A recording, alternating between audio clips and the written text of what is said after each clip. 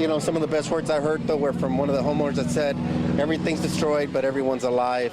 He said all of his damage was caused in about 2 minutes. Right. It was a miracle because he was inside the house when it happened. I was mainly worried about my kitty. About your cat? Yes. Is the cat okay? Yeah. About 3 minutes after, it would lasted about 3 minutes. Boom. I went outside, nothing, no porch, no... What did it feel like? Oh, it was, well, the thing about it was that tank, that propane tank, it's a 100-gallon propane tank. You picked it up, slammed into the house, and everything in the cabinets went flying out and crashing. That's what I heard. And what did you do? Did you hit the floor? Did you run outside? Too late then.